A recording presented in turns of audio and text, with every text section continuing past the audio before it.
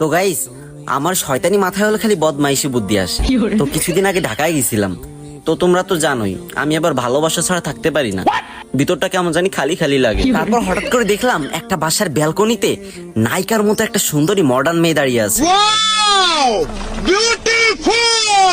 আমি তো ভাই এই সময় কি খুশি, ভাবতেছি ইস এখন হয়তো একটু ভালোবাসা পাবো। আমি তো আর দেরি না করে এক দৌড় দিয়ে উপরে চলে গেছি, মানে দোতলায় আর কি। দোতলায় গিয়ে কলিং বেল প্রেস করছি, সাথে সাথে মেয়েটা দরজা খুলছে। দরজা খোলার পর আমি তো এক নজরে মেয়েটার দিক তাকিয়ে আছি, হা করে কিছুক্ষণ এভাবে হা হা করে তাকিয়েছিলাম। তারপর মেয়েটা এরকম করতেছে আমার চোখের সামনে হাত দিয়ে। তারপর বলল, এই যে মিস্টার, কি চান আপনি এখানে? হ্যাঁ, আপনি কে? তো তখন আমি বললাম, আমি পারভেজ ভাই, আমারা চিনেন না? আমি তো ওই যে টিকটকে মুজরা করি, মুজরা।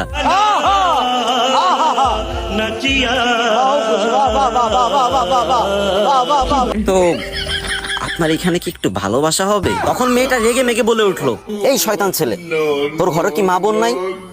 তখন আমি বললাম যে মা বোন তো আছে, কিন্তু একটু ভালোবাসা নাই।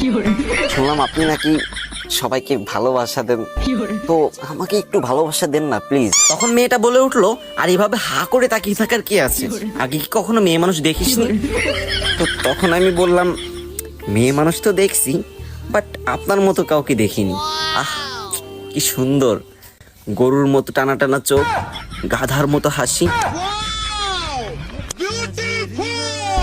আপনি আমাকে একটু ভালোবাসা দিয়ে দেন, তাহলেই আমি খুশি। এটা বলার সাথে মেয়েটা আরো রেগে গেল আর বলল, তবে রে শয়তান ছেলে, দাঁড়া তোরে দেখাচ্ছি মজা। তাই বলে আব্বুর ডাকা শুরু করলো, আব্বু ও আব্বু, এই দেখো দরজার সামনে একটা ছেলে আমার ডিস্টার্ব করতেছে।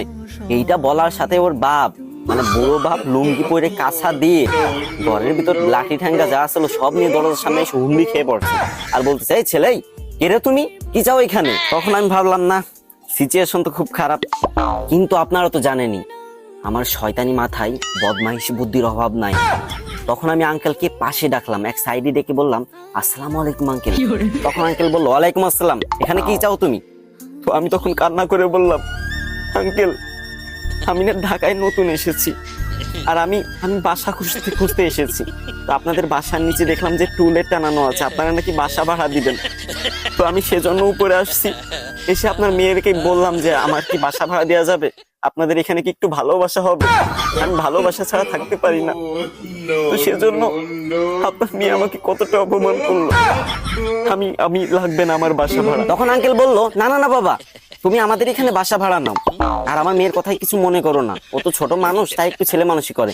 আমি ওকে ধমক দিয়ে দিচ্ছি। তারপর আঙ্কেল তার মেয়েকে ধমক দিয়ে বললো, কিরে, লোকটা তোর কাছে একটু ভালোবাসা চেয়েছিল, তাই বলে তুই লোকটাকে এতটা অপমান করবি? ছি ছি ছি, তুই আমার মান সম্মান আর কিছু রাখলি না, তাড়াতাড়ি যা আমাদের ভালোবাসাটা দেখিয়ে দিয়ে। কথা কি ক্লিয়ার না ভেজাল আছে? তারপর ওইখানে 2-3 মাস ছিলাম, আর মেয়েটার সাথে শুয়ে মানে ছুটিয়ে প্রেম করে। তারপর থেকে মেয়েটা আমাকে প্রতিদিন সরি বলতো, বাবু আমি বুঝতে পারিনি যে তুমি আমার বাবার পছন্দের পাত্র, তাহলে তোমার সাথে এরকম খারাপ ব্যবহার করতাম না। কেমন দিলাম? লোকে বলে টাকা না থাকলে নাকি প্রেম ভালোবাসা হয় না, কিন্তু আমার এই শয়তানি মাথায় যে পরিমাণ বদমাইশি বুদ্ধি যে আমি যেখানেই যাই 4-5টা মেয়ে এমনি পটাই ফেলাই। খুব ভালো ভিডিও হয়েছে, ছাড়লেই তো 1 মিলিয়ন ভিউ হয়ে যাবে।